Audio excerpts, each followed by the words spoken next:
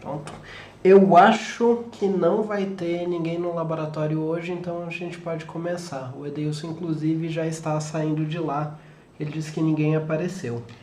Então vamos ser nós aqui no online.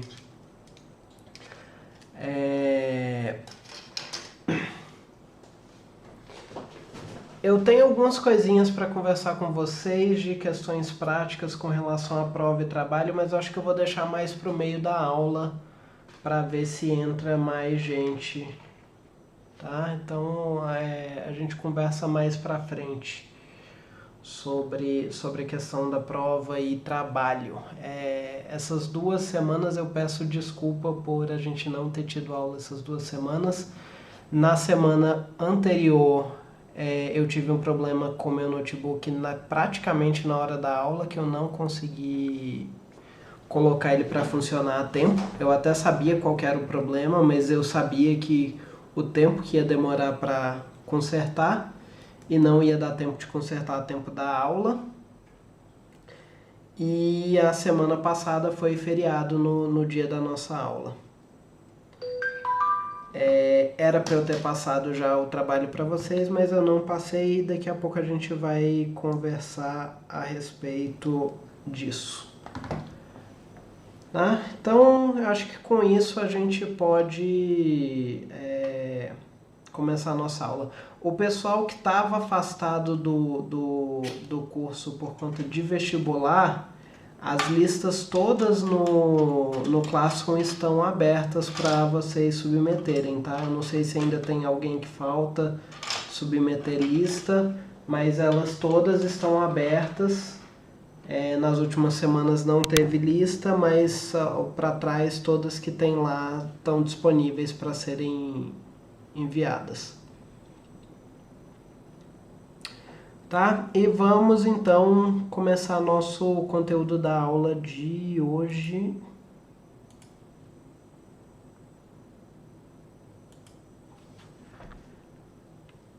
Então, cadê? Hoje a gente vai falar de padrões de projeto. A gente estudou orientação a objetos, viu as estruturas de orientação a objetos, viu como é que a gente define a classe, viu como é que a gente faz relações entre essas classes. Só que assim, orientação a objeto é uma coisa muito... É um recurso bem poderoso, você pode fazer muita coisa com ele e muita coisa diferente. Os padrões de projetos são, vamos dizer assim, receitas de como usar essas relações entre classes e entre funções já mais pré-determinadas. Então, tá todo mundo me ouvindo bem? Não teve nenhuma reação até agora?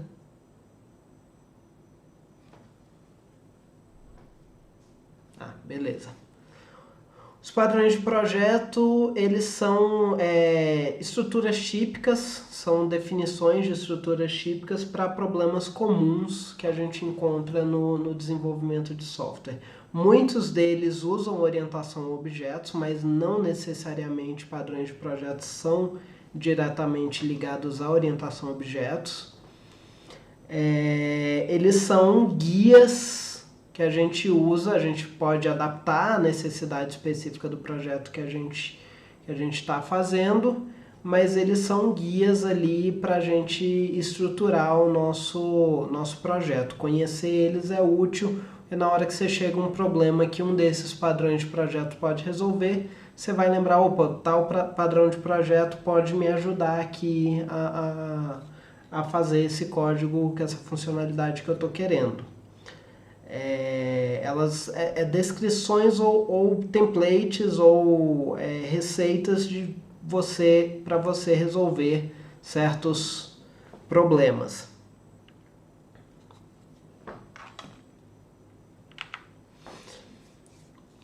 Quais são as características aí de padrão de projeto? É muito bom a reusabilidade, porque normalmente são soluções já bem documentadas, você acha exemplo na internet, na literatura, elas são reutilizáveis. Às vezes você pega um pedaço de código já pronto e aquilo ali vai servir pro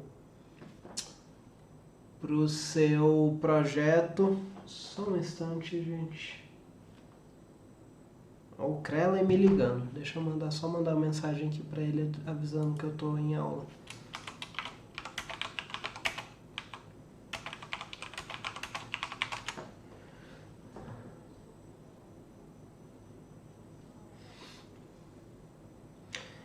Então, você acha muitos exemplos desses padrões de projeto já até pronto para você começar a trabalhar em cima de base. Você pode usar esses padrões como ferramenta de abstração, você não precisar poder abstrair características ali do seu código, e clareza e eficiência de comunicação. Se for falar para outra pessoa, como é que você vai resolver esse problema? Você fala, não, eu vou usar uma variação do padrão observador. A hora que você falar o padrão observador, aquele outro programador já vai ter uma noção do que você vai fazer, no lugar de você explicar para ele que você vai criar funções de anexar e desanexar. A hora que você usa o nome, você facilita ali a comunicação.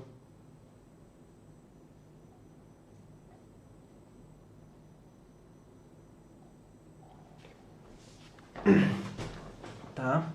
Deixa eu só responder aqui o professor Krellen, que é um assunto importante.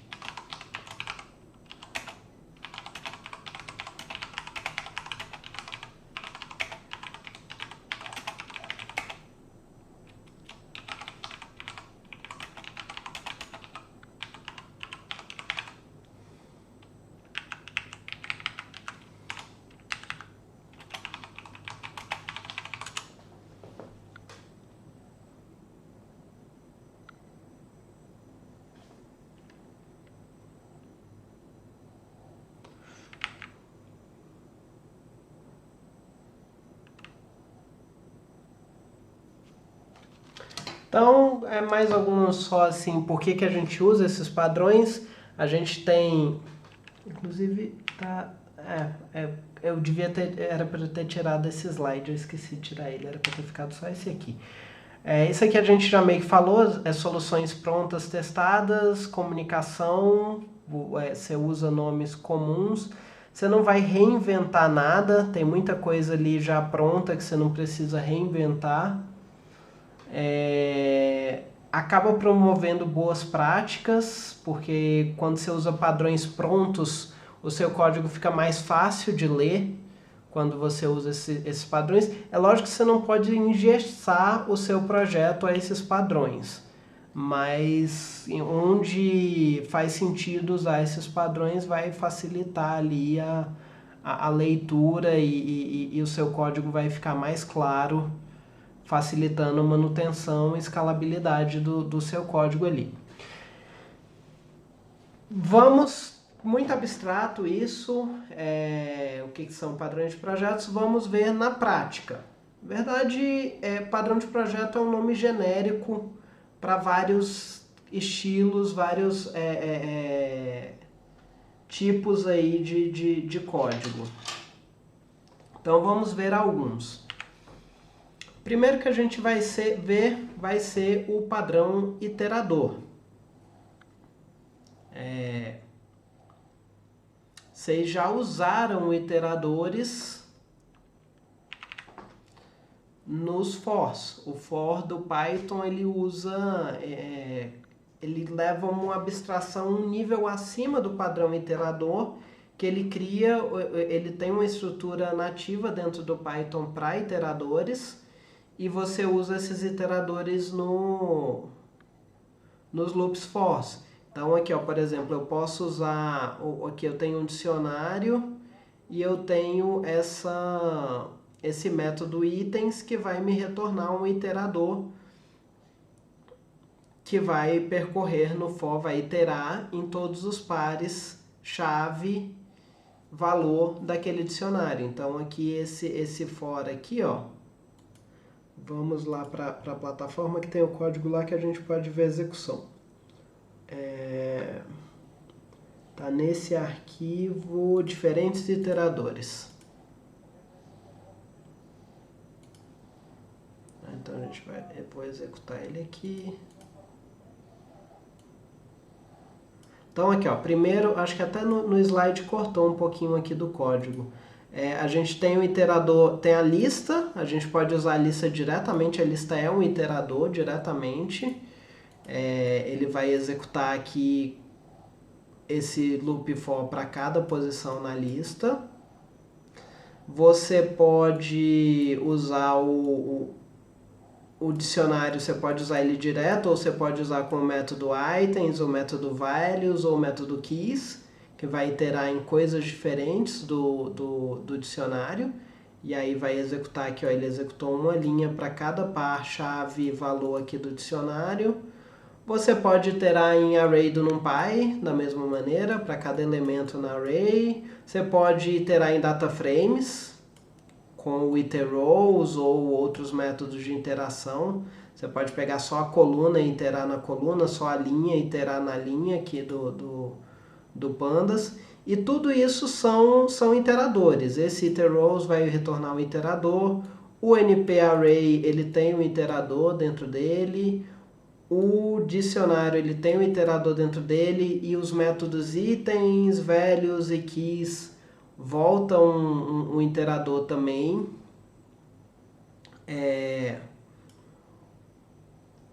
A lista, ela tem um iterador bonitinho ali dentro dela. E qual a função desses iteradores? É abstrair o acesso a valores de uma sequência ou uma coleção. Então, o padrão iterator é um padrão de design comportamental, que ele determina um comportamento, aquele seu objeto, que permite percorrer elementos de uma sequência ou coleção sem expor detalhes de acesso a cada item. A gente não está aqui fazendo, quando você usa o iterador, por exemplo, vamos pegar aqui o exemplo do data frame. Tá? Eu criei aqui o data frame, eu criei aqui o iterrows. Para eu acessar cada linha, eu teria que usar o lock, né? Eu teria que fazer aqui df.lock ou ilock. Vamos pôr o ilock 0, por exemplo, para acessar a primeira linha.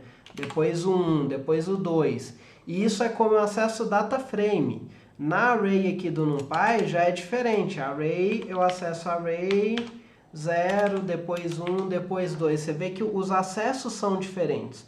Mas para o Python isso não importa, porque esse acesso foi encapsulado no iterador. E o padrão iterador ele é todo a respeito disso. É como você encapsular esse acesso de sequências ou coleções, acesso para percorrer sequências ou coleções. E sem expor os detalhes de acesso. Você não importa para o que está iterando, para o código que está iterando ali naquele seu iterador, não importa como que é o acesso. É lógico, quando você vai implementar o iterador, você precisa saber como é que é esse acesso para você implementar ali dentro. Mas você cria uma interface ali padronizada que o Python vai saber usar, e quando você pôr num for, por exemplo, se você usar a estrutura de iterador do Python, ele vai saber percorrer ali naquilo que você está dando para ele. O padrão iterador encapsula a lógica de iteração e fornece a interface padrão para percorrer diferentes tipos de sequências ou coleções. Vamos ver um exemplo aqui. Ah, não, peraí. Como é que a gente cria iteradores no Python? Para criar iteradores no Python, o Python ele dá dois métodos mágicos. Lembram lá dos métodos mágicos da aula passada? São esses métodos com os dois underscores na frente e atrás. Esses dois métodos mágicos aqui, eles são a interface de iteradores do Python. Tem outras linguagens que não têm uma interface pré-determinada dessa que você poderia usar o padrão iterador também, e aí você teria que fazer isso aqui, percorrer isso aqui na mão. Mas no Python ele tem a interface, a estrutura dele pré-definida já para esses iteradores. E aí eu tenho esses dois, o principal que faz o iterador funcionar no Python são esses dois métodos, o iter e o next. O iter, ele deve retornar o objeto iterador. Tem situações que o objeto que está contendo os valores que você vai percorrer direto já é o iterador, e tem situações que faz sentido criar um objeto iterador separado para você registrar a posição, esse tipo de coisa. Vamos, por exemplo, uma lista. Se você está percorrendo uma lista, não faz sentido a própria lista ser o iterador, porque se você precisar percorrer, enquanto você está percorrendo essa lista, você precisa percorrer ela de novo, por exemplo, num for aninhado, você perderia o valor de onde, que posição que você está. Então, às vezes, é uma situação onde faz sentido criar um iterador exclusivo, uma classe exclusiva para o iterador daquele objeto, daquela classe que você está trabalhando. A gente já vai ver exemplos. E o método next, ele é responsável por retornar os valores. Toda vez que você chama o next, ele vai te dizer qual que é o próximo valor, e se ele chegar no fim da fila, no fim da iteração, não tiver mais nenhum elemento, ele levanta esse stop iteration. E o Python é que usa isso aqui no fundo. Você não precisa usar, você não usa, não chama esses iter, next, nem nada disso. Até poderia, mas normalmente você não chama. A gente pode testar isso rapidinho aqui, vocês não precisam fazer não. Eu vou só mostrar aqui para vocês. Deixa eu criar um arquivo novo aqui. Novo arquivo.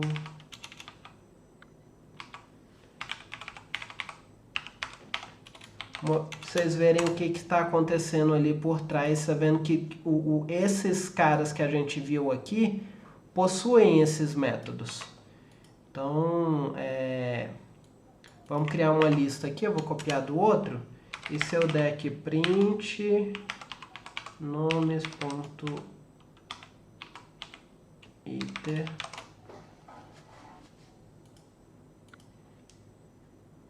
aqui ó, ele criou um objeto dessa classe listIterator. Ele criou um listIterator para eu percorrer essa lista. Eu posso guardar esse cara numa variável para eu usar ele.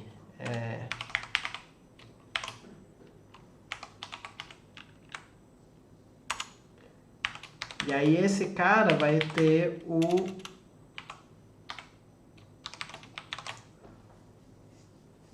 o método next. Então aqui ó, o primeiro aqui foi Alice. Deixa eu pôr mais outro print next. Aí ele imprimiu Alice e Bob. Vamos pegar mais um. Alice, Bob e Charlie. O que vai acontecer se eu tentar chamar mais um next aqui? Eu tenho esses 3 elementos na lista. Se eu tentar chamar mais um next, ele vai dar aquele stop iteration. Ele vai levantar aquela exceção stop iteration.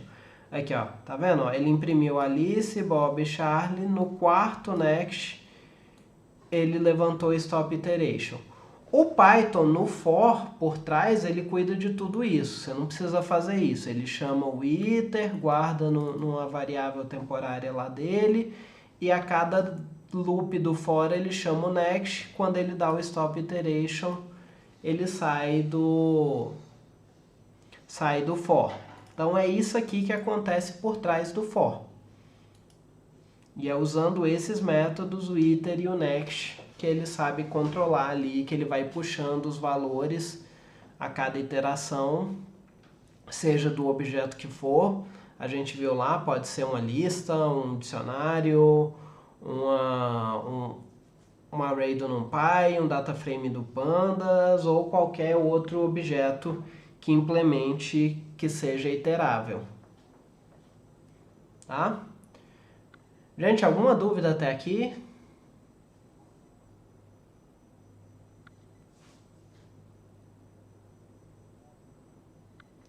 Então, vamos continuar. E aí, vamos ver um exemplo. Eu não vou mostrar aqui, vou mostrar aqui que fica mais fácil.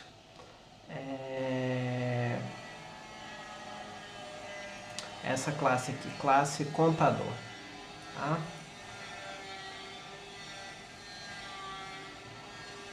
Então, essa classe aqui, contador, é uma classe que ela implementa o iter e o next na mesma classe.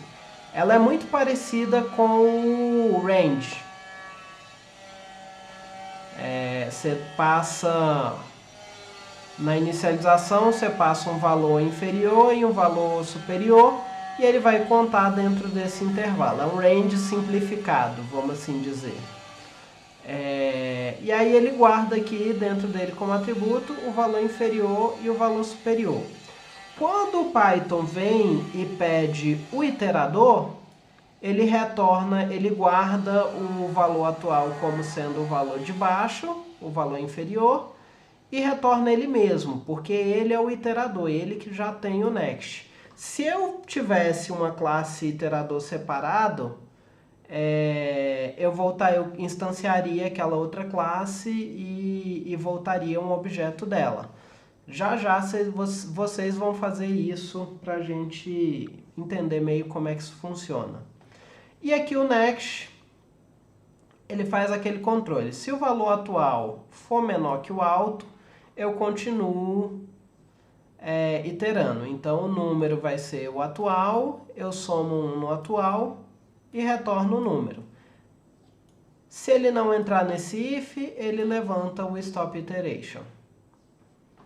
E aí aqui você pode ver que eu posso usar ele num for normal. Eu poderia até fazer isso aqui, ó, igual a gente usa o range. Não precisa nem guardar ele numa variável.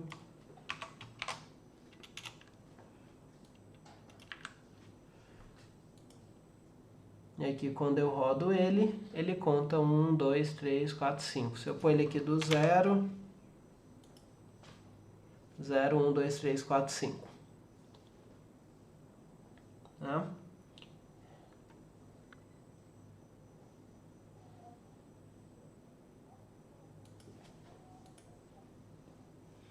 Então, deu para entender como é que funciona esses métodos? O método iter e o método next?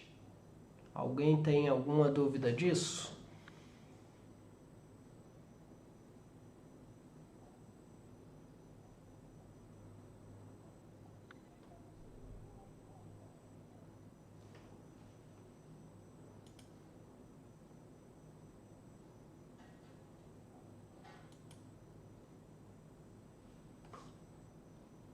Então, vamos lá. Vou explicar de novo aqui para ver para deixar bem claro.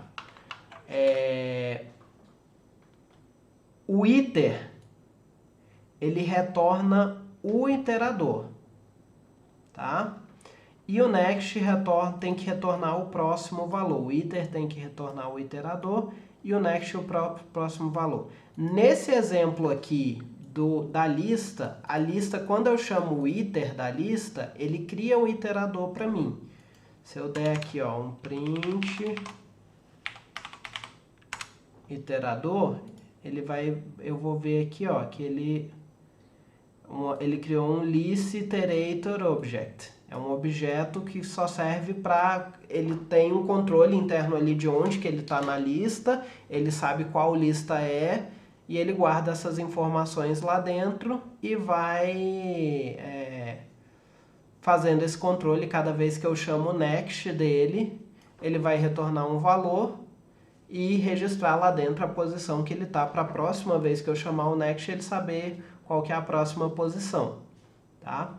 Então aqui é um exemplo, esse exemplo aqui da lista é um exemplo que eu tenho um iterador, o next faz parte do iterador e o iter do objeto original que eu queria iterar. Quando eu chamo o iter do objeto original, ele vai criar ali dentro o iterador para mim e me retornar ele.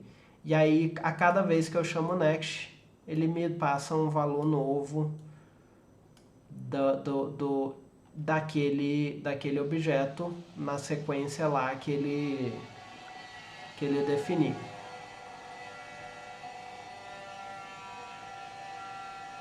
Aqui, esse exemplo aqui, eu já tenho o objeto original e o iterador tudo numa coisa só. Então eu tenho o iter aqui que retorna ele mesmo e o next que vai fazendo o controle. Ele meio que se inicializa aqui, seta o atual para o valor de baixo, e o next vai se atualizando e retornando o valor novo a cada iteração. Então, para ver se vocês entenderam mesmo, vamos para um exemplo prático.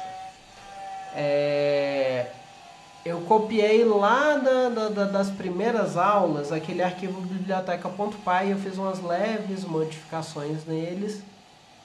Deixa eu copiar isso aqui e mandar para vocês no chat. Só para...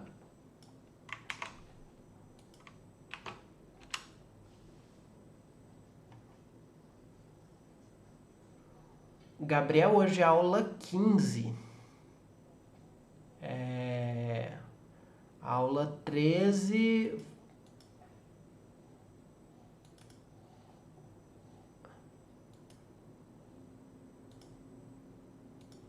Eu estou na pasta errada. A aula 13 foi aquela de leitura e escrita de arquivos, serialização, aquelas coisas. A 14 foi de compreensão e função lambda. E hoje a gente está na 15. Tá? Então lá na pasta aula 15 tem esse arquivo biblioteca.py. E lá dentro, se vocês lembrarem, tem aquela implementação da interface da biblioteca. Então a gente tem essa classe abstrata item, a gente tem as especializações dela, que é o livro, o CD, o DVD e a revista. E a gente tem o catálogo, que é uma coleção de itens. A gente guarda itens ali dentro do catálogo.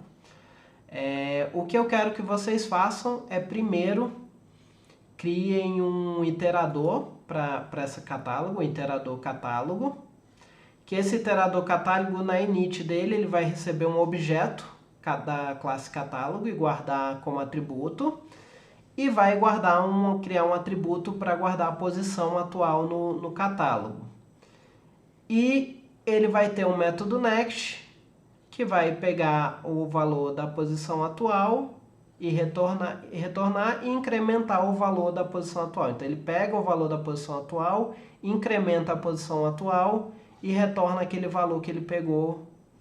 Ele vai retornar esse par aqui, ó. Eu quero que retorne os dois. Eu quero que retorne o item e o tipo do item.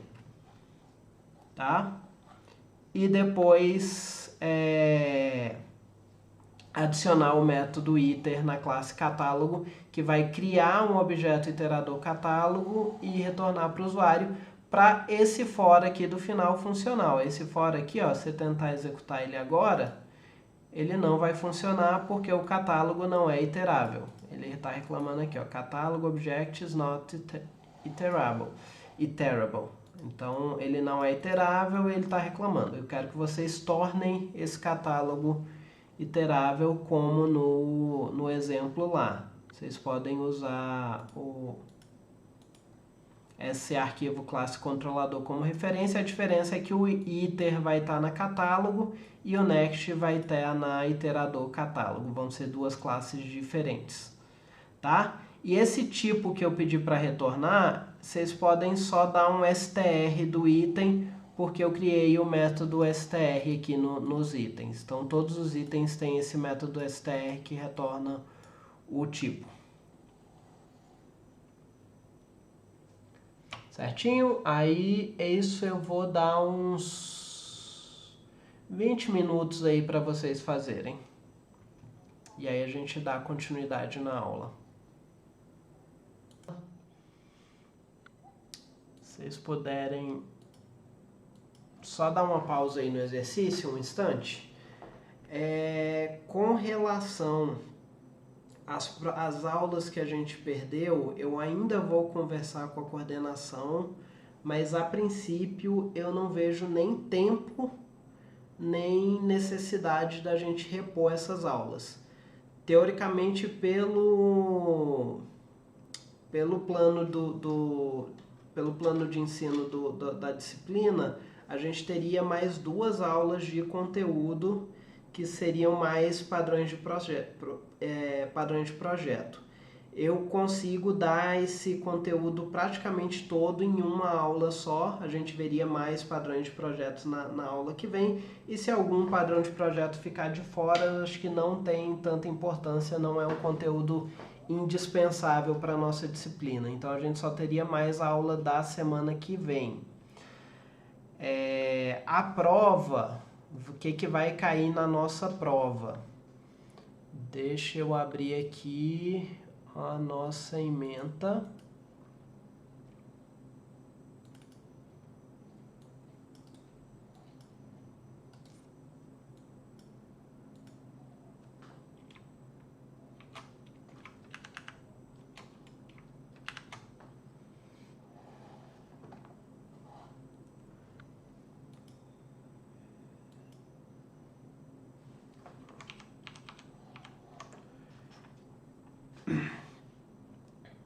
Então, esse aqui é o conteúdo do nosso segundo bimestre. Eu vou cobrar tratamento de exceções de vocês na prova. Isso aqui com certeza vai cair, tratamento de exceções. Talvez eu ponha alguma coisinha de teste, tá? Isso aqui é bem importante, esses 2 conteúdos aqui. Manipulação de arquivo eu não vou cobrar, porque a gente já viu no semestre passado, isso aqui é mais tranquilo.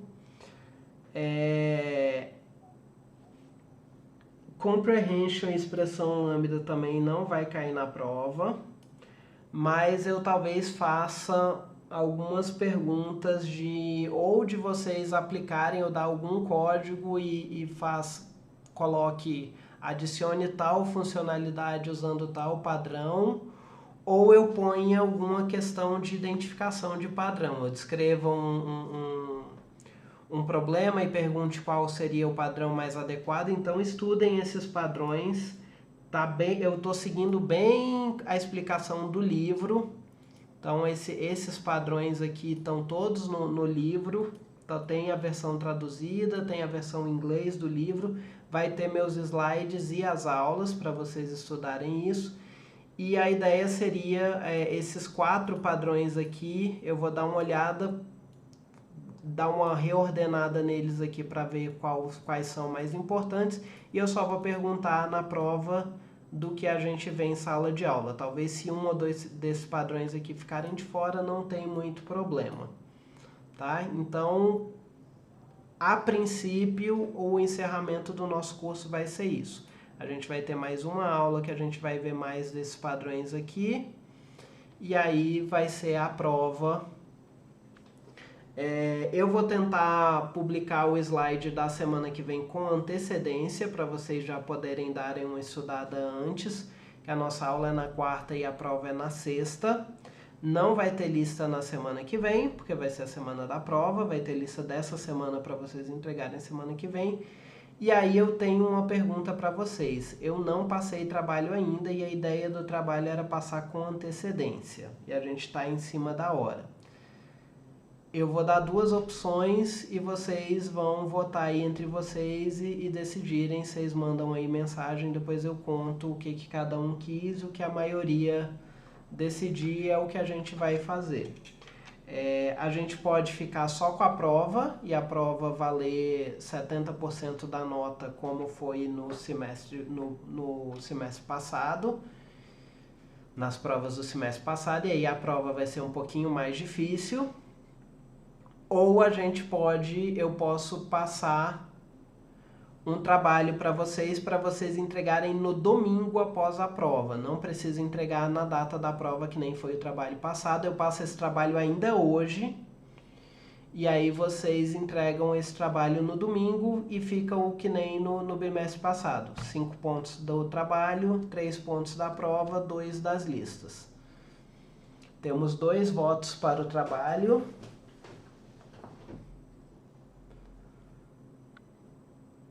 3 votos para o trabalho.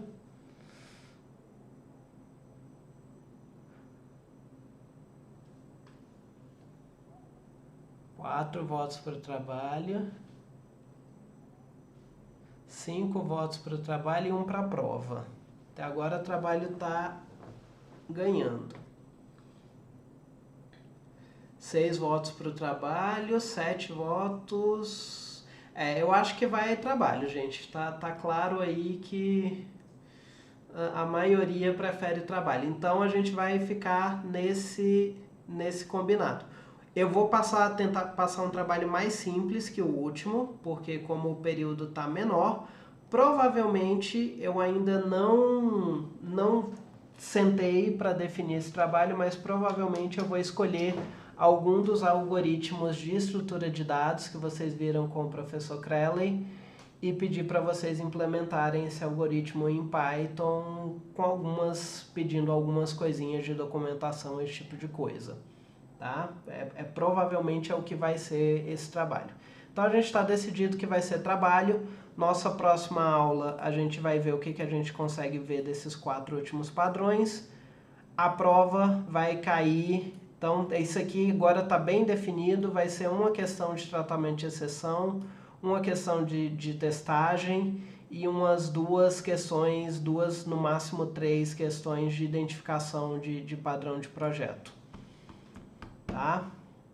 Eu vou fazer essas questões o mais simples possível para vocês conseguirem fazer a prova toda no tempo normal de prova. Então, tá tudo isso decidido, podem voltar a terminar o exercício de hoje. Esse exercício de agora.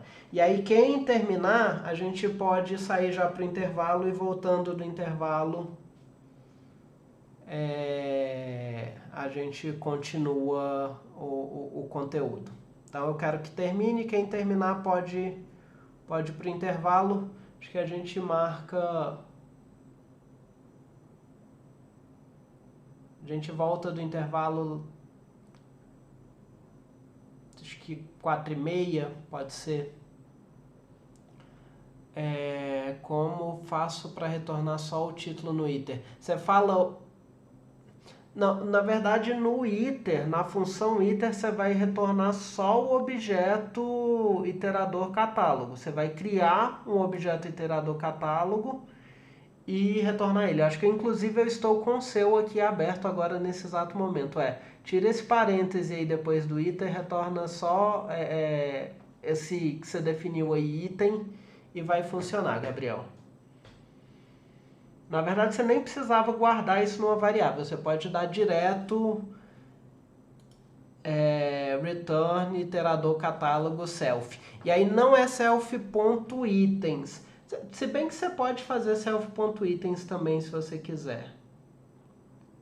Não. A iterador catálogo do jeito que você fez não é para self.itens. Você tem que dar o iterador catálogo do self só. Quando você passa o self, você está passando o catálogo como parâmetro.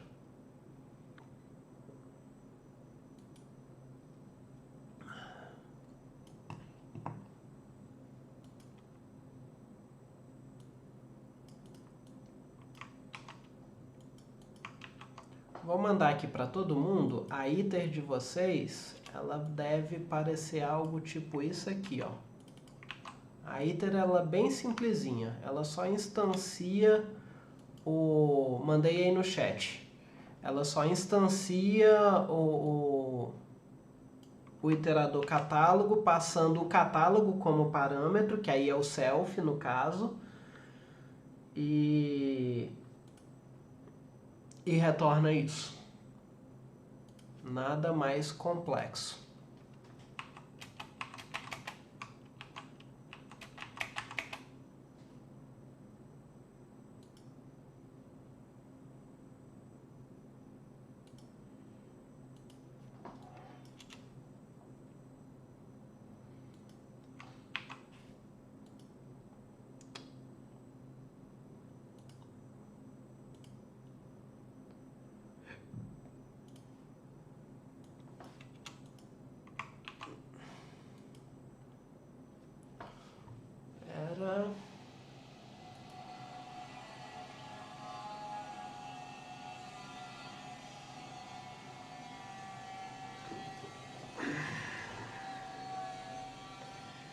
Não, no caso aí, Nicolai, não encaixa muito bem na definição de lista encadeada, não.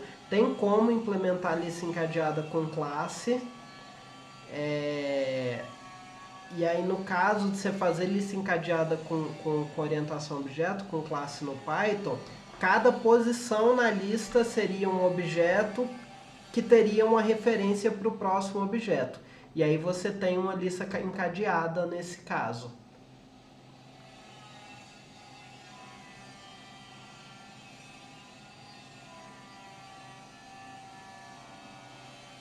Gustavo, deixa eu dar uma olhada no seu.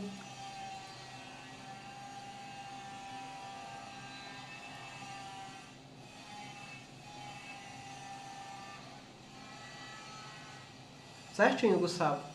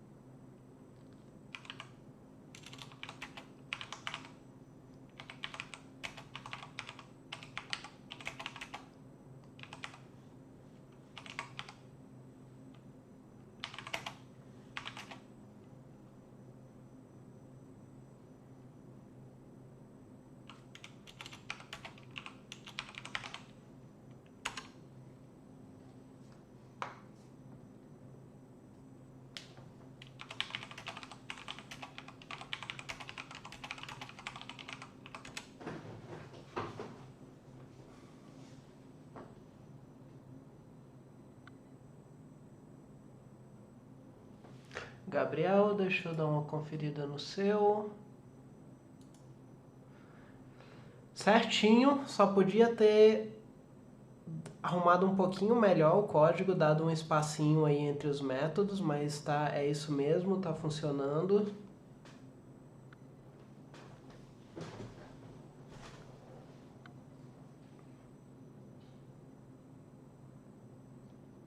Só a gente volta, quem tá terminando, a gente volta 4h30 do intervalo.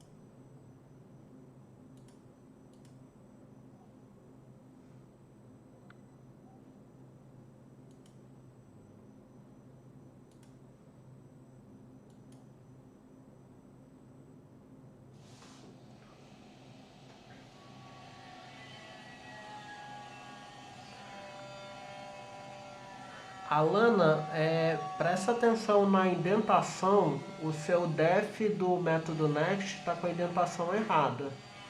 Ele precisa recuar um nível de indentação aí. Ele está no mesmo nível da definição da classe.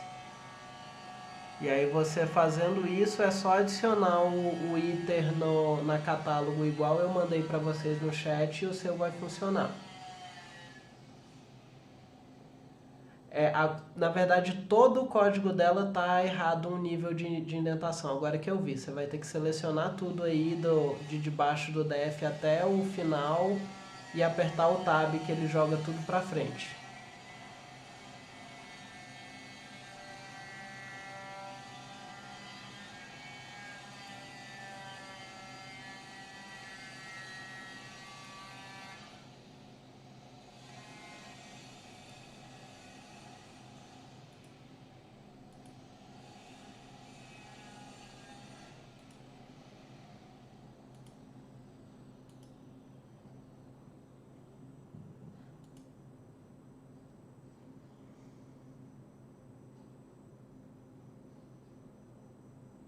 Luiz, você precisa acessar o.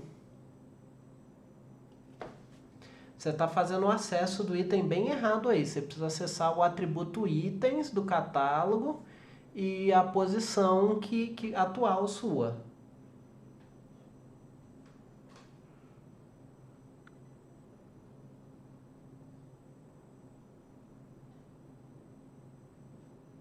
E não é para tirar o type do item para retornar o tipo, é para tirar o str, converter em string, que aí ele vai sair bonitinho o nome do tipo.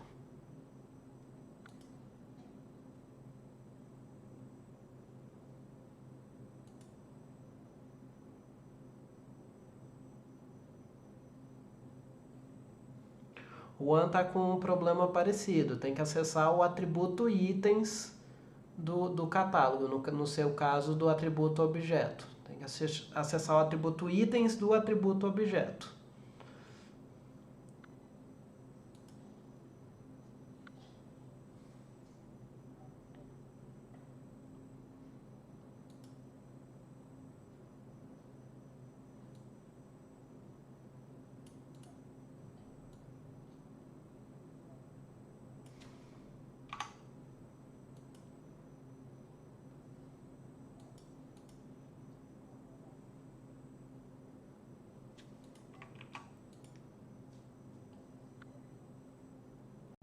Alana, seleciona da linha do if self posição até a linha do raise, seleciona as linhas completas e aperta Tab, que ele vai jogar esse código todo um nível de indentação para frente. Senão o seu código não vai funcionar não.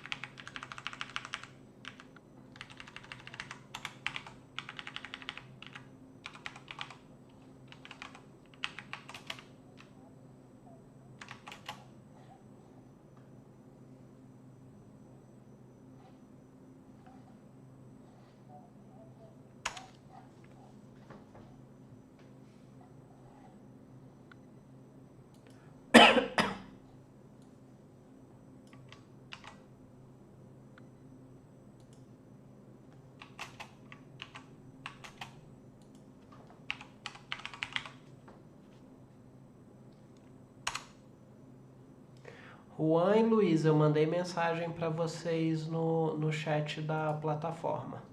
Mandei para cada um de vocês.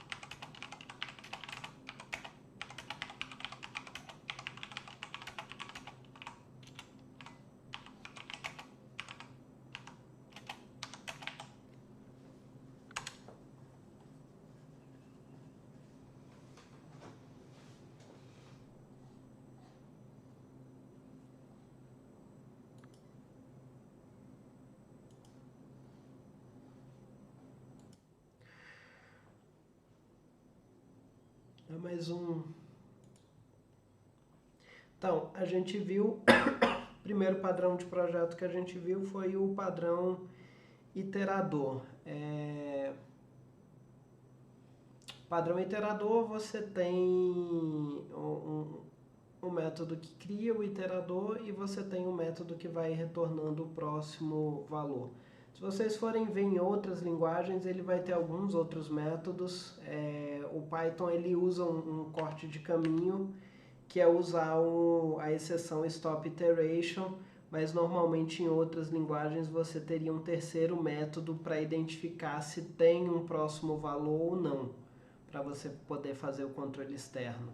Mas como o Python controla tudo para você, esse controle do fim da iteração é feito com essa exceção. E agora a gente vai ver o padrão decorador. O que é o padrão decorador? Ele é um padrão de estrutura. Então, o padrão iterador é um padrão de comportamento, o padrão decorador é um padrão de estrutura que permite que a gente adicione mais funcionalidades a objetos de forma dinâmica. Ele é muito, em termos de funcionalidade, o padrão decorador ele é muito parecido com herança, com subclasse. Mas ele é um pouco mais flexível. Tem hora que é interessante fazer o decorador. E eu acho que o mais interessante aqui do decorador é que o Python ele tem uma implementação nativa de decorador. Não ela não se aplica a classe, se aplica a funções e métodos, mas o Python tem uma implementação nativa de decorador, que a gente já vai ver. Mas vamos entender aqui primeiro o padrão decorador com classe, que é a forma mais tradicional do padrão decorador. E depois a gente vê a implementação específica do Python, como é que funciona. Ao invés de eu modificar o objeto ou a classe original, o decorador, você vai adicionar novas funcionalidades encapsulando aquele objeto num objeto decorador, numa classe decoradora. Você meio que põe um objeto dentro do outro e nesse objeto de fora você adiciona mais funcionalidades. Ele vai embrulhar o objeto original fornecendo funcionalidades adicionais. E esse embrulho ele é feito em tempo de execução, então ele muda um pouquinho aí, é muito parecido com herança, só que feito de uma maneira um pouquinho diferente. Isso deixa o uso dele extremamente mais flexível. A gente tem um exemplo aqui de um decorador, deixa eu ir lá para a plataforma, classe decoradora. Então esse arquivo aqui, classe decoradora, é esse exemplo que está no slide, para quem quiser olhar. Então a gente tem aqui uma classe livro, tá? Essa classe livro, na inicialização, ele recebe um título e um autor. Esse título e esse autor são guardados como atributos. Ele tem um método exibir, que esse método retorna o título e o autor. Ele retorna esse string aqui, é o título por autor. E eu substitui aqui o nome do título e do autor, e você usa isso aqui para imprimir o que você quiser, tá? Aí vamos dizer que eu quero adicionar uma funcionalidade aqui nesse livro. Eu quero pôr um marcador, que é marcar uma página dentro ali daquele livro. Como é que eu faço isso sem editar essa classe livro? Aí eu vou criar uma classe decoradora. Eu vou criar essa classe aqui, marcador. Essa classe marcador, ela vai receber um livro e uma página. E eu vou guardar esses dois como atributo. Deixa eu voltar aqui para o slide, que eu tenho uma construção aqui de uma ideia que eu quero fazer com vocês. E aí depois eu vou para lá, aquela lá da plataforma está a versão final já do código. Tá? Então eu recebo aqui o livro e a página. E aí, quando eu chamo a exibir do marcador, eu vou acessar lá a exibir do livro, vou imprimir, seja lá o que for que a exibir do livro me gerar. Veja que é independente do que está aqui em cima. Ó. A única coisa que é comum é que eu defini que eu vou chamar esse método aqui exibir. E aí eu vou adicionar isso aqui marcado na página e vou dizer qual que é a página atual. Então, se eu posso definir aqui um livro, eu chamei aqui de meu livro, e eu posso definir o meu livro com marcador, que eu criei aqui, o marcador usando o objeto, meu livro que eu tinha criado aqui em cima, e a página que eu quero marcar. E aí, quando eu dou aqui o exibir do meu livro, ele dá só o nome e o autor do livro. Quando eu ponho o meu livro com o marcador exibir, ele fala que página que eu estou marcado. Então, eu adicionei uma funcionalidade a uma classe sem alterar aquela classe. Eu encapsulei aquela classe, você vê que eu estou criando estou pondo o marcador, ele está encapsulando essa classe livro para adicionar uma funcionalidade. Tá? Deu para entender essa estrutura básica da classe do padrão decorador?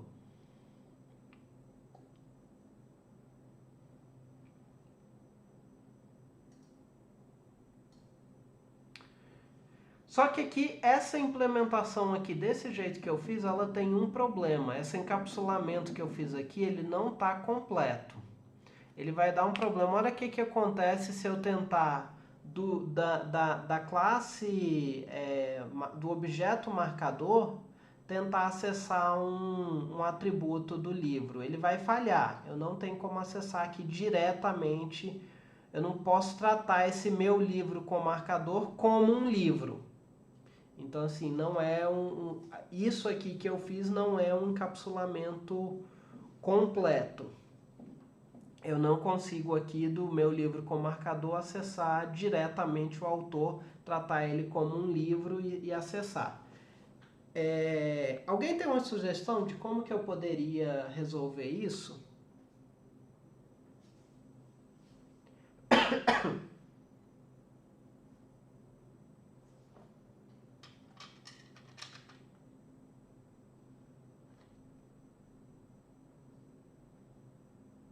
É um conteúdo um pouquinho mais avançado para resolver esse problema, mas é uma coisa interessante de vocês verem. É uma solução, Rafael, mas não é a melhor solução, porque toda vez que eu alterar a classe livro, eu vou ter que alterar a marcador também para refletir essas alterações. Por exemplo, se eu adicionar a editora no livro, eu vou ter que adicionar a editora no marcador também. Não é a melhor coisa. Eu posso usar, o Python ele tem um método mágico para isso. Existe um método mágico no Python que é esse método mágico aqui, o getAttr. O que esse getAttr faz? Toda vez que eu tentar acessar um atributo que não exista, ele chama esse método getAttr. Tá?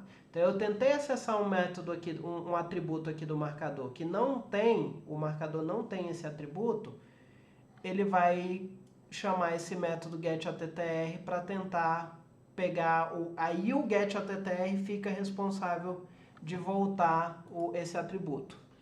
Então o que eu faço? Eu chamo aqui o método mágico getAttr, underscore, eu defino o método mágico getAttr, underscore getAttr, ele vai receber o self e o nome do atributo que eu estou tentando acessar.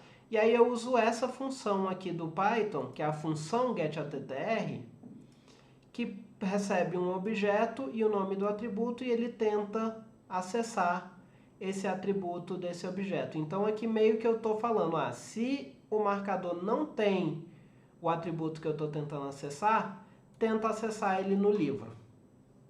E aí, se ele conseguir acessar no livro, ele vai retornar isso aqui. Se ele não conseguir acessar, vai dar um attribute error que é a mesma coisa que aconteceria se eu tentasse acessar um atributo direto que o livro não tem.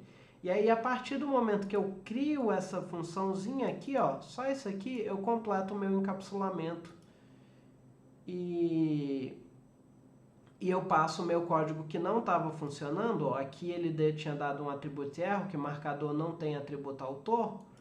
Quando eu defino esse método aqui, dessa maneira, ele passa a acessar todos os atributos de livro através do marcador, como se fossem atributos do marcador. Então eu tenho um encapsulamento completo aqui. Marcador passa a se comportar 100% como um livro, mais as funcionalidades adicionais. Isso aqui é uma coisa bem específica do Python, tá? Essa definição desse método. Isso aqui não faz parte especificamente da caracterização do padrão decorador. É mais uma coisa, uma implementação específica do Python para fazer esse encapsulamento. O padrão decorador é mais essa inicial mesmo, de você pôr um objeto dentro do outro para adicionar funcionalidade a ele. E aí, quando você faz isso, você está usando o padrão decorador. Tranquilo? Alguém teve alguma dúvida aqui desse GetAttr?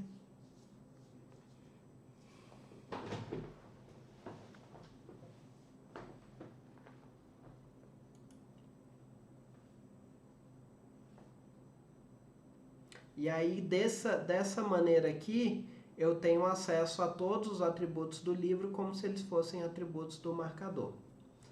Tá, vamos lá. Toda vez que eu tento... Paulo, vou explicar de novo aqui. Eu tenho um objeto, esse aqui é meu objeto, ó, o meu livro com marcador, tá?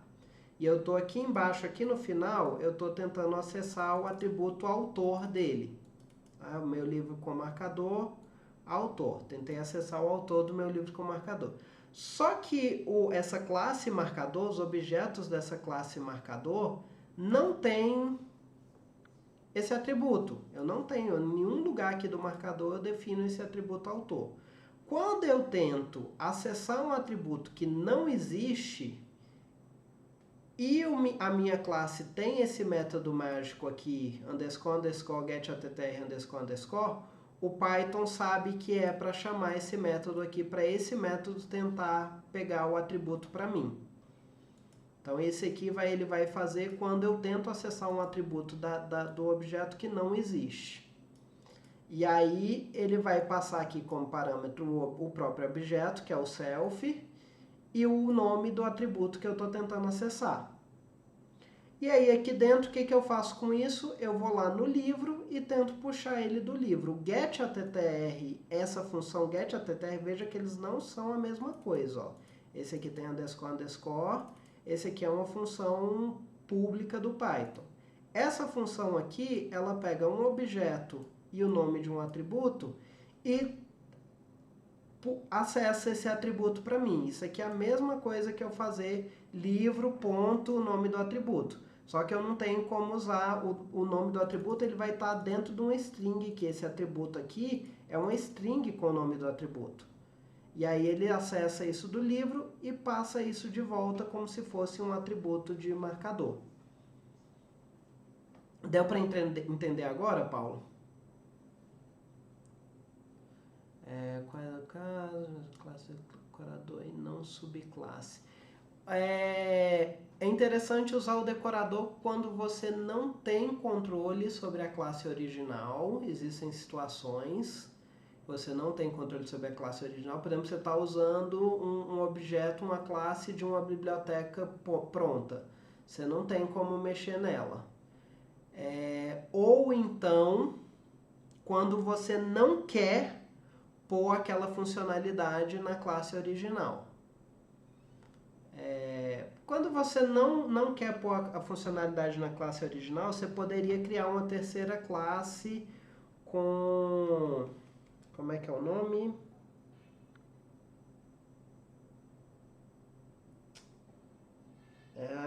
Deu branco agora. quando você faz herança múltipla para herdar só uma característica específica. Qual aula que eu passei isso?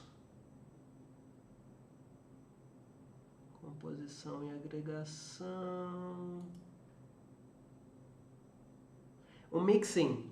Você poderia fazer um mixin dessa funcionalidade adicional e criar uma terceira classe. Em geral, decorador é quando você não tem controle sobre a classe original. Eu vou dar um exemplo prático meu aqui. Existe uma biblioteca muito usada por computação científica, que é a H5Py, que ela é usada para pegar dados brutos, um volume muito grande de dados que você gerou aí de uma simulação ou de qualquer outra coisa, ou de uma observação. Você tem um volume muito grande de dados e você quer guardar no disco. O HDF5 é um formato mais otimizado para isso. E aí existe a biblioteca H5Py que faz essa leitura escrita desses arquivos HDF5. Só que a interface dela não é muito boa. Você tem que usar métodos para gravar. Você não pode gravar direto.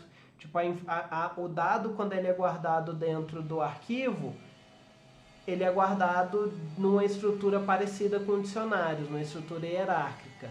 Só que você não pode acessar no Python como dicionário. Você tem que acessar usando os métodos da biblioteca, é uma interface bem feinha. Eu tenho uma biblioteca que eu escrevi que faz uma decoração nisso. Eu crio uma classe decoradora que dentro dela ela abre um arquivo usando a biblioteca H5Py e ela cria essa interface de eu poder ler e escrever coisa dentro daquele arquivo HDF5 com a sintaxe de dicionário. Então é um exemplo aí. Eu não tinha acesso à classe original, eu não podia alterar a classe original, mas eu queria adicionar uma funcionalidade nela ali que era acessar ela como dicionário, simplesmente pôr o colchete e a chave da informação que eu quero acessar e ele me retornar aquela informação. E aí eu fiz uma classe decoradora para fazer essa interface. E na época eu nem sabia que chamava classe decoradora. Depois que eu fui aprender esses padrões de projeto, eu vi, aquele negócio que eu fiz uma classe decoradora sem nem saber. Por isso que é bom conhecer esses padrões, que você já conhece o nome, você se comunica mais fácil sobre o que você quer fazer. Tá? Então, decorador, em geral, o padrão de projeto decorador é isso. Ele é um padrão bem focado para orientação a objetos e é onde você cria uma classe para estender a funcionalidade de outra classe sem necessariamente editar aquela outra classe. Mas o Python,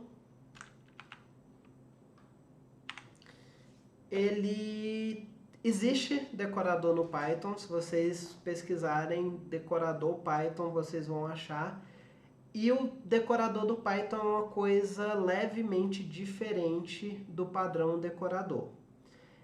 Tem uma característica similar de encapsulamento, só que ela não encapsula classes, ela encapsula funções e métodos. É parecido, você marca aquela função com o decorador e aí aquela marcação da função com o decorador ele vai adicionar código para ser executado antes ou depois da execução daquela função e ele pode inclusive manipular os argumentos antes de serem passados para a função. Por exemplo, você tem uma função que imprime uma mensagem para o usuário. É uma função da sua interface lá do seu programa que imprime uma mensagem para o usuário. Vamos supor que além de imprimir a mensagem para o usuário, você quer registrar num log, que é um registro de coisas que aconteceram no seu sistema, você quer registrar todas as mensagens que foram impressas para o usuário. Aí você vai lá criar uma função decoradora e você vai marcar essa função que imprime a mensagem para o usuário com esse decorador, e esse decorador, toda vez que ele receber os parâmetros da outra função, ele vai fazer alguma outra coisa com ele, no caso vai registrar num arquivo, por exemplo, e executar a função original. Então a função original executa normal, a função original nem sabe que ela está dentro de um decorador, mas o decorador faz coisas a mais ali. Então essa é a lógica do Python. No lugar de você ter uma classe que faz coisas a mais, você tem uma função ou um método que faz coisas a mais. Eles são amplamente utilizados para login, que é o que eu acabei de falar, você registrar coisas que aconteceram ou informações que circularam ali dentro do seu programa. Você cria decoradores nas funções para você marcar essa função aqui, eu quero registrar o que aconteceu com ela. Você pode usar para checar autorização e autenticação. Por exemplo, você tem um sistema que tem uma interface, você quer conferir, esse usuário tem permissão para executar essa função? Tem permissão para executar essa parte do código?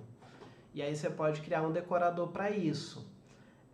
Você pode fazer performance do seu código. Se você tem você tem como adicionar um código àquela função que você consegue executar coisa antes e coisa depois da execução da função, você pode antes da função marcar a hora que você começou a executar e depois da função marcar a hora que você terminou de executar e calcular o tempo que levou para executar aquela função. Então você pode usar o decorador para isso. Você pode usar o decorador para cache, que é meio que registrar. Às vezes você tem uma informação que você precisa puxar de algum lugar, mas você puxa ela várias vezes, aí você pode usar um decorador para cache. Fala, ó, se eu já tiver carregado essa informação antes, guarda ela aí na memória e se eu tentar acessar de novo, você fala que você já tem e passa para a função final que você quer executar. E entre outras coisas. Aí vem a parte conceitual. Presta atenção aqui que pode parecer confuso, mas a gente vai abrir com calma para entender o que está acontecendo. A função decorador, aqui está função barra método, mas eu vou falar só função. Toda vez que eu falar função, vocês escutem aí na cabeça de vocês função ou método. Uma função decorador, ela recebe uma função como parâmetro e ela retorna uma função como parâmetro. Tá? Ela recebe uma função e retorna uma função. Quem é essa função que ela recebe? Essa função que ela recebe é a função original que você quer estender a funcionalidade. E quem é essa função que ela retorna? A função que ela retorna é uma função nova, que é criada dentro da função decorador, que executa a função original e o que você quer adicionar de funcionalidade. Tá? Então, essa função que ela retorna é executar a função original e qualquer funcionalidade extra desejada. Vamos ver isso na prática. Então aqui, na verdade não, já a gente vai ver isso. Aqui é como você adiciona marcadores, tá? No Python. Quando você põe arroba e um nome de uma outra função antes da definição de outra função, você está dizendo que use essa função declaradora aqui, property, nesse método nome aqui. Aqui é um exemplo de uso de função decoradora. Você põe arroba e o nome da função decoradora que você quer aplicar naquela função. Aqui é a criação de um decorador. Vamos olhar aqui. Deixa eu ver se eu tenho isso aqui, decorador com argumentos. Tá? Vamos olhar aqui, ó. Tá? Então, eu tenho aqui a minha função soma, que ela recebe A e B, e retorna A mais B, tá? E aí eu adicionei aqui esse decorador, essa função decorador com argumentos, eu marquei ela como decorador para soma. Isso aqui é a sintaxe de decorador do Python, tá? É essa sintaxe aqui. Na linha anterior, a definição da função, eu ponho um arroba e o nome da função decoradora que eu quero fazer ali. O que essa função decoradora faz? Lembra que eu falei? Ela recebe uma função e retorna uma função. Então, vamos olhar aqui. Eu recebo uma função e eu retorno uma função. Essa função que eu retorno, ela é definida aqui dentro da função decoradora. E o que ela faz? Ela executa a função original, que está aqui nessa linha. Inclusive, ela registra o resultado e retorna o resultado da função original para eu manter funcionalidade. E ela faz alguma coisa a mais, que são esses dois prints aqui. Ela faz um print antes de executar a função original e um print depois. Então aqui, se eu tirar o decorador e eu executar a soma, eu comentei aqui a linha que põe o decorador na soma. E eu executar aqui, ó, ele só me dá o resultado. Ele imprime aqui o resultado da soma. Se eu pôr o decorador de volta, quando eu executar, ele executou aqui, ó, antes da função executar, é esse print aqui. Depois da função executar, o resultado foi 5, que é esse print aqui. E ele retorna o resultado, e esse retorno do resultado vai aqui para o print original. Então, eu estou adicionando funcionalidade aqui. Eu dei 2 prints a mais que a minha função original tinha, sem a função original nem saber o que eu fiz. E aí ela tem a criação do decorador, ela tem essa sintaxe aqui meio feia, que é você ter uma função dentro de outra função. O indispensável aqui é você receber uma função e dentro da decorador você criar uma função nova que execute essa função original aqui que eu recebi aqui em cima. E aí os argumentos que você passa aqui para a função, elas vão passar para essa função interna aqui, e essa função interna aqui pode redirecionar eles para a função original. O que eu estou fazendo aqui, lembra lá do uso do asterisco? Eu estou pegando todos os argumentos posicionais e passando, e todos os argumentos de palavra-chave, então aqui nem me interessa o que são esses argumentos, eu só estou passando eles para frente. Então eu tenho acesso a tudo aqui. Eu tenho acesso aos argumentos que vão passar para a função que está sendo decorada, eu tenho acesso ao resultado e eu posso executar código antes e depois dela.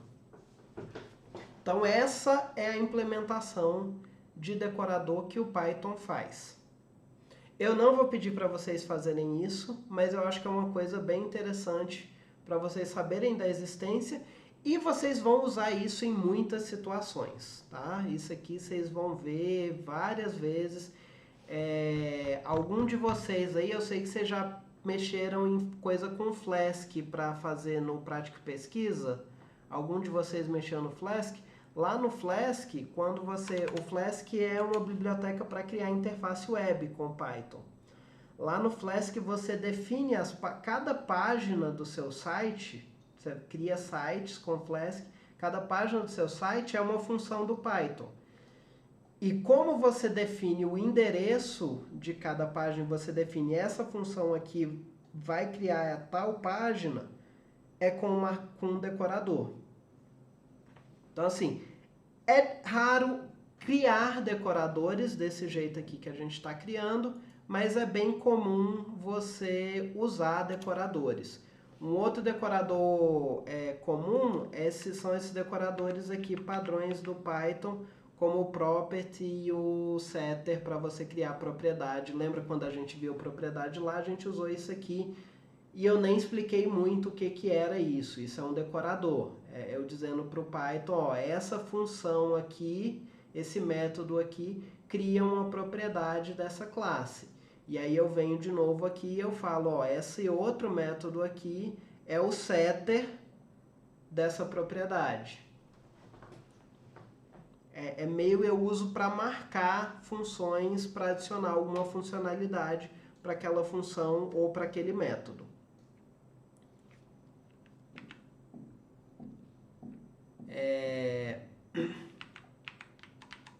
Não tem. Isso é usado em bibliotecas como Flask, é usado para você definir método de classe, método estático em classe. Depois vocês podem pesquisar o que é isso. São tipos diferentes de métodos. O método estático, ele não sabe, ele não tem acesso ao próprio objeto. Ele é um método estático. Não importa o que o objeto em que situação o objeto esteja, ele sempre vai ter o mesmo resultado, porque ele não tem acesso às informações. Como que você marca que se o método é estático? Com um decorador static method. Método de classe são métodos que criam um objeto daquela classe, também é marcado com decorador. Então é bem comum o uso de decoradores, a criação não é tão comum assim.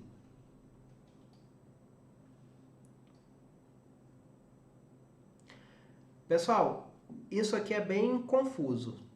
Deu para entender mais ou menos?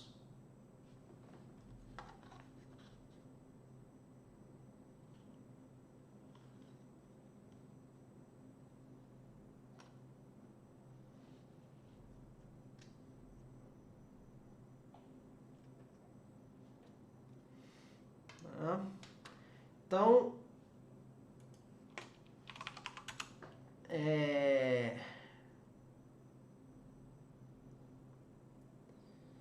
mais uma práticazinha aí. Não é o fim da aula ainda, tá? A gente tem mais um padrão para ver hoje e depois. Mas eu quero que vocês façam isso aqui, ó. Tem um arquivo função demorada lá na pasta. Eu quero que vocês criem um decorador que vai medir e imprimir na tela o tempo que a função levou para executar. Vocês vão usar de base esse decorador aqui. O que vocês vão fazer? Dá um import da time no início do código.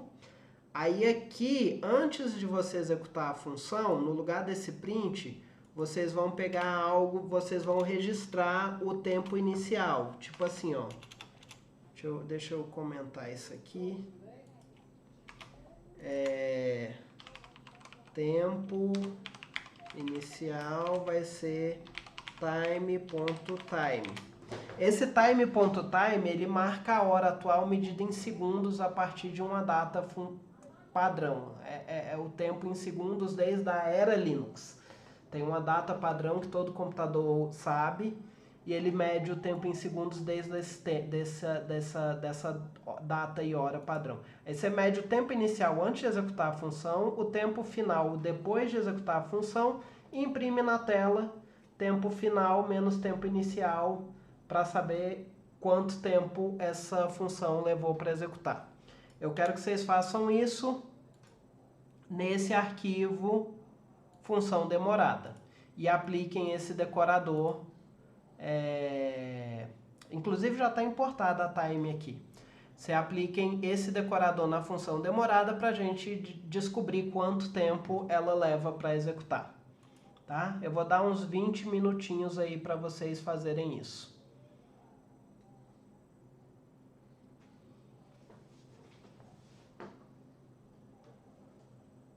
E não vão embora porque tem mais conteúdo depois.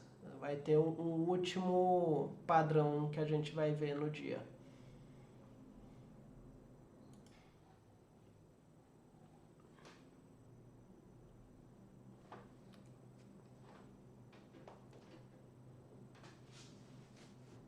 Então vamos continuar, que é até bom que a gente termine a aula um pouquinho mais cedo. O último padrão que a gente vai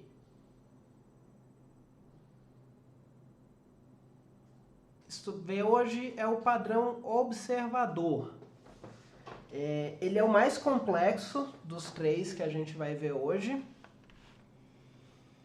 Eu quero que vocês entendam a ideia geral dele. Eu não vou pedir para vocês implementarem um padrão observador, mas eu quero que vocês sejam capazes de identificar um e de descrever ele e saber mais ou menos como é que ele funciona, tá?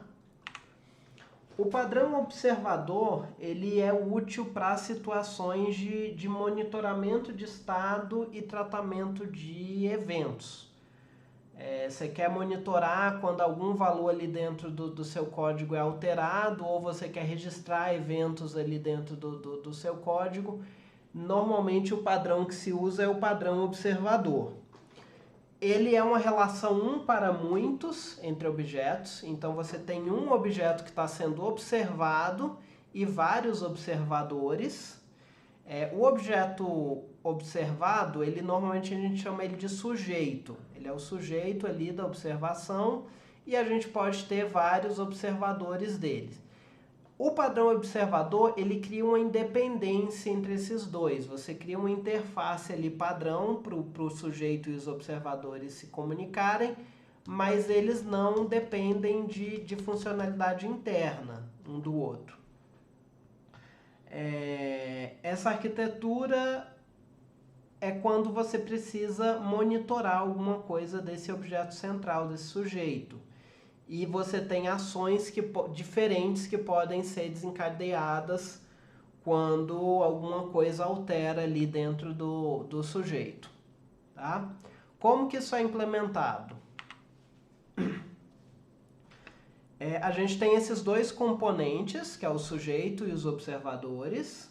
Os observadores podem ser um ou mais observadores. Lembra que é uma relação um para muitos. E o objeto central é o que tem o nosso estado de interesse. O que é esse estado? Pode ser qualquer coisa, tá? Pode ser um valor ali interno, pode ser uma mensagem que ele gere, pode ser um estado de fato, se o usuário está logado, se não está, se está ligado, se não está. Tem várias coisas que podem ser. É o nosso objeto de interesse que a gente quer observar ali dele, é esse estado. E ele é responsável por anexar, desanexar e notificar os observadores sobre mudanças. Essa é a interface padrão. Ele vai ter um método attach, que vai registrar observadores ali dentro dele, ele vai guardar uma lista de observadores dentro dele, e toda vez que eu posso registrar observadores, eu falo para ele, ó, toda vez que tiver uma mudança de estado, notifica esse cara aqui. E aí eu uso isso através desse método attach. Eu vou passar o observador aqui como parâmetro e ele vai registrar lá dentro. Tem o método detach, que é para desanexar. Você vai falar, para de notificar esse observador aqui. E ele é responsável por notificar os observadores. Como é que ele notifica? Pelo método update dos observadores. Todos os observadores têm que ter esse método update. E ele vai chamar esse método update e falar, olha, teve uma alteração aqui.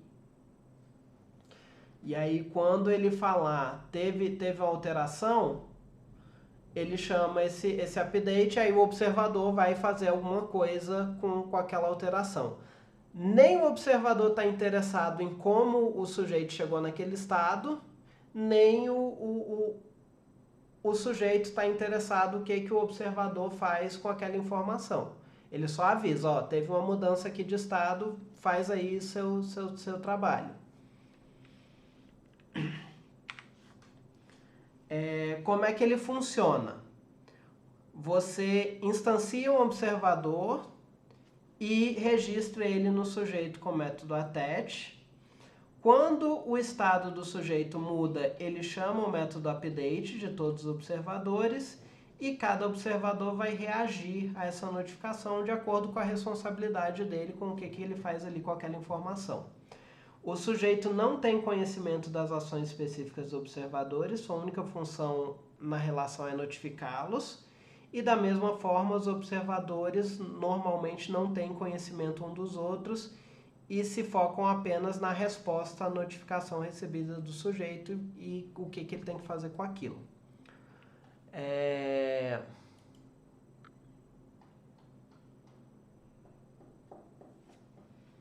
Quando que a gente usa isso?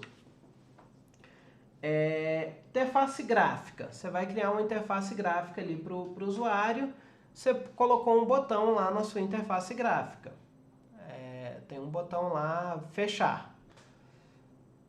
O botão seria o sujeito aí nesse caso. Você tem, é bem comum usar padrão observador nessas arquiteturas de interface gráfica. Você cria lá o botão é um objeto lá dentro do seu código, e aí você registra os observadores nele. O botão, ele só vai saber que ele foi clicado. Opa, eu recebi um clique. Ele tem o código lá dentro dele necessário para receber o clique. E aí quando ele é clicado, ele avisa os notificadores, os observadores que vão fazer alguma coisa. Por exemplo, você tem o botão fechar, você vai registrar um observador que quando ele é notificado que o botão foi clicado, ele fecha o seu aplicativo. Ou você tem o botão enviar. Você tem um formulário e você tem o botão enviar. E aí quando você clica, esse botão enviar vai notificar o observador e esse observador vai coletar todos os textos lá do formulário e enviar eles para o servidor, por exemplo. Então aqui interface de usuário é um uso bem comum de padrão observador. Gerenciamento de eventos. Você quer toda vez ali que dê um erro, acontecer alguma coisa, você quer registrar isso num log, por exemplo. Aí você tem os observadores que vão... Um observador registra num log no disco, o outro observador manda uma mensagem para o administrador do sistema, e aí você pode registrar quantos observadores forem necessários ali para fazerem coisas diferentes com aquela informação. Modelo de publicação e assinatura. O que é isso? Isso é um sistema de troca de mensagem.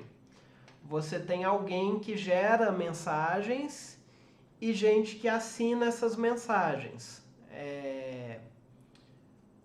Vamos pegar uma analogia aqui na vida real. Você tem, não é do tempo de vocês, mas você tem a assinatura do jornal.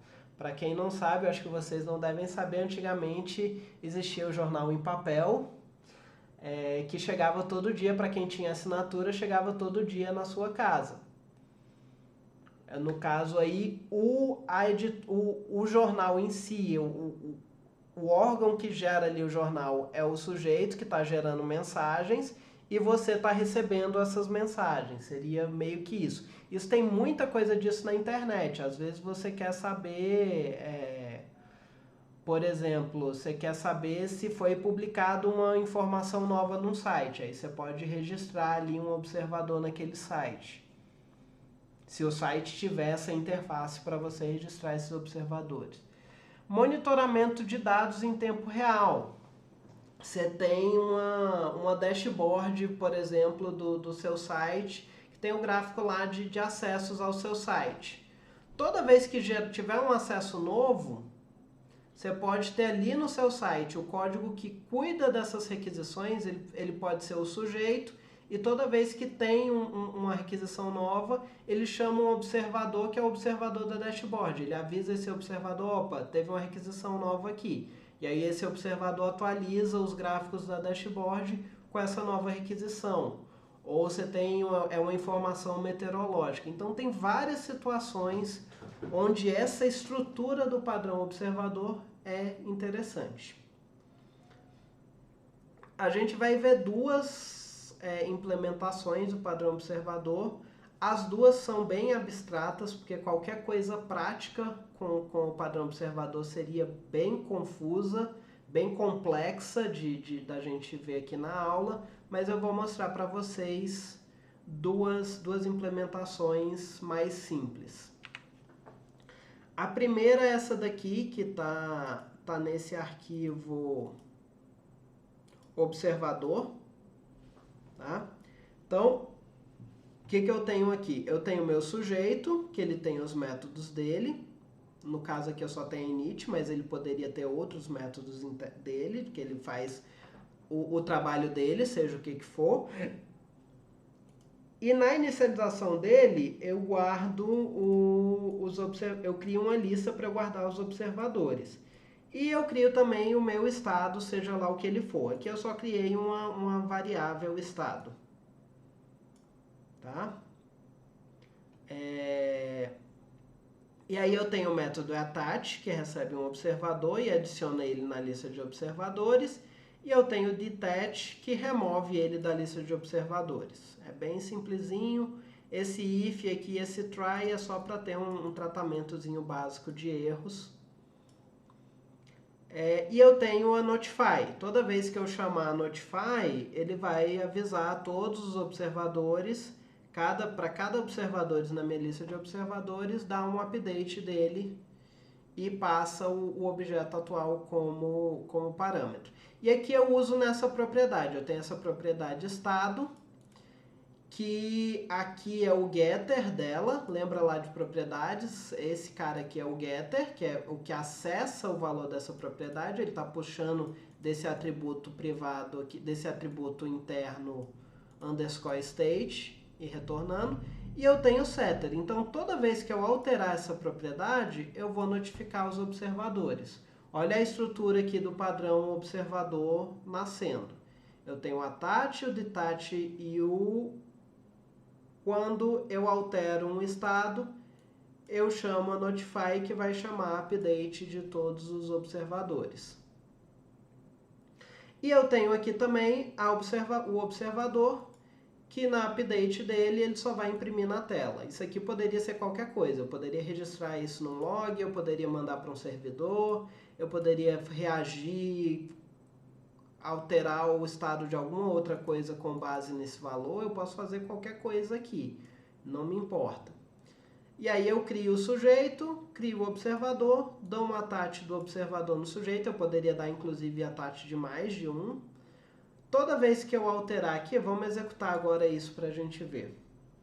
Aqui, ó, eu alterei o state, e aí ele deu aqui, o observador imprimiu, o estado do sujeito mudou para o estado 1. Aí eu alterei o state de novo, o observador imprimiu aqui, o estado do sujeito mudou para o estado 2.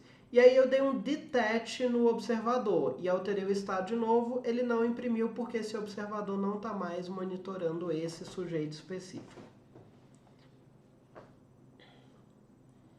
Então essa é a ideia geral do padrão observador. Alguma dúvida?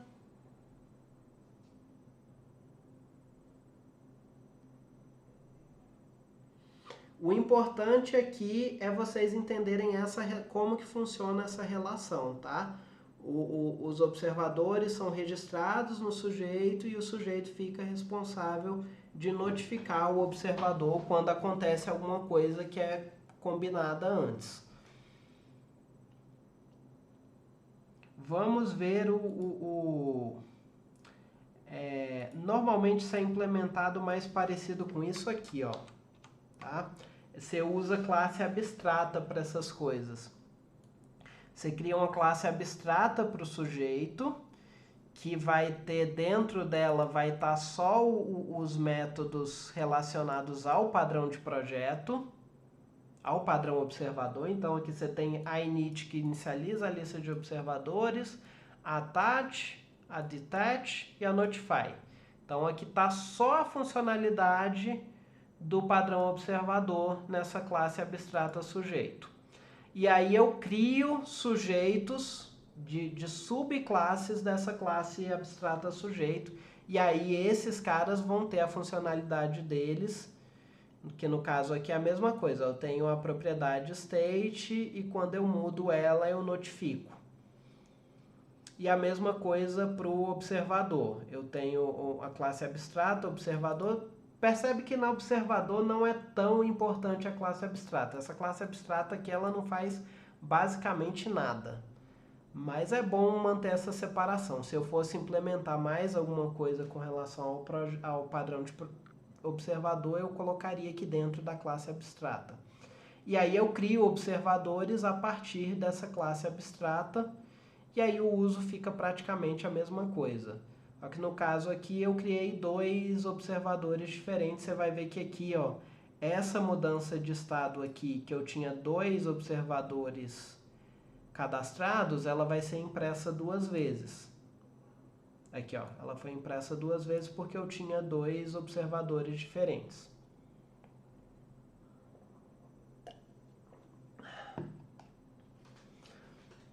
Tranquilo? Alguma dúvida?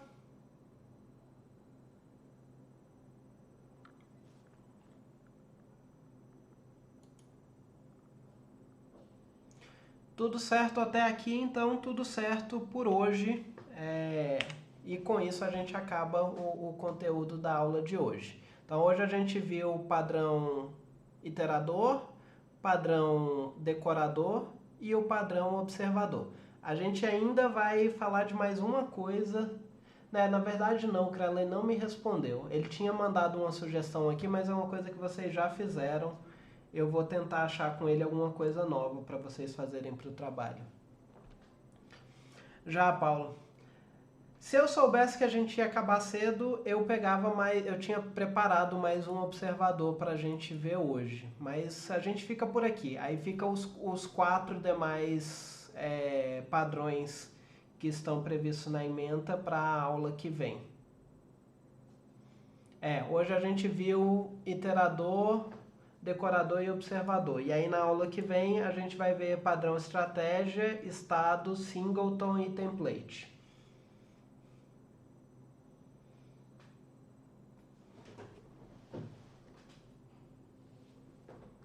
Beleza? E até a semana que vem.